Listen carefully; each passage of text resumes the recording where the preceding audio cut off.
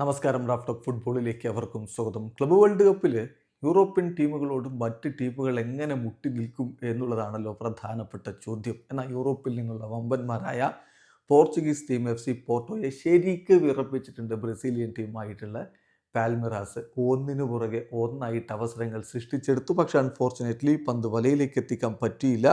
Goal കീപ്പറുടെ മികവ് പോർട്ടോയെ പല ഘട്ടത്തിലും രക്ഷപ്പെടുത്തുകയായിരുന്നു. നിരവധി അവസരങ്ങൾ പാൽമിറാസ് ഉണ്ടാക്കിയെടുത്തു. പാൽമിറാസിൻ്റെ മുന്നേറ്റങ്ങൾ നയിച്ചത് വിക്ടർ റോക്കും എസ്റ്റവായോയും മൗറീസിയോയും ചേർന്നുകൊണ്ടായിരുന്നു. മറുഭാഗത്ത് ഒമർ ഡിയോണിനെ മുന്നിൽ നിർത്തി, ഒപ്പം വിയേര അതുപോലെ മോറ എന്നിവരെയൊക്കെ മുന്നേറ്റത്തിൽ അണിനിരത്തിക്കൊണ്ടാണ് പോർട്ടോ കളിക്കാൻ ഇറങ്ങിയത്. ശരിക്കും ആധിപത്യം പുലർത്തിക്കൊണ്ട് പാൽമിറാസ് അവസരങ്ങൾ ഒന്നിനു പുറകെ ഒന്നായിട്ട് സൃഷ്ടിക്കുന്ന കാഴ്ചയാണ് നമ്മൾ കണ്ടത്. അവരുടെ മധ്യനിരയിൽ റിയോസും പിക്കാഡസും ഒക്കെ മികച്ച പ്രകടനം നടത്തി. പിക്കാഡസ് 3 കീ പാസുകളാണ് കൊടുത്തത്. 38 പാസുകളിൽ 34 അദ്ദേഹം ലക്ഷ്യത്തിലേക്ക് എത്തിച്ചിരുന്നു. 5 ഡ്യുവൽസിൽ 5ഉം വിജയിക്കുന്ന കാഴ്ച നമ്മൾ കണ്ടു. അങ്ങനെ മികച്ച പ്രകടനം മധ്യനിരയിൽ ജോക്കിൻ പിക്കാഡസ് നടത്തുന്നു.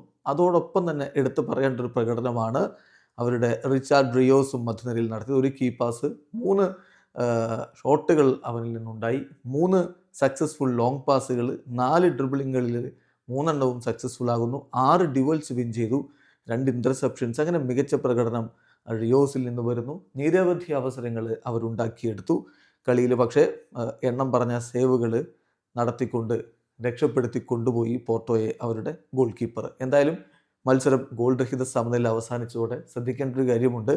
ഗ്രൂപ്പ് എയിൽ ഒരു ടീമും വിജയിച്ചില്ല. എല്ലാ ടീമുകൾക്കും ഓരോ പോയിൻ്റാണ്. Al Ahly, FC Porto, Palmeiras, Inter Miami എല്ലാ ടീമുകളും ഒരു ഗോളും അടിക്കാതെ ഗോൾ രഹിത സമനിലയിൽ പിരിഞ്ഞ് ഓരോ പോയിന്റുമായിട്ട് തുല്യത പാലിച്ച് നിൽക്കുന്നു. വീഡിയോ അവസാനിക്കുന്ന ഫുട്ബോൾ ലോകത്തെ കൂടുതൽ വിശേഷങ്ങളുമായി റാഫ്റ്റോക്സ് കൊണ്ടുവെത്താം.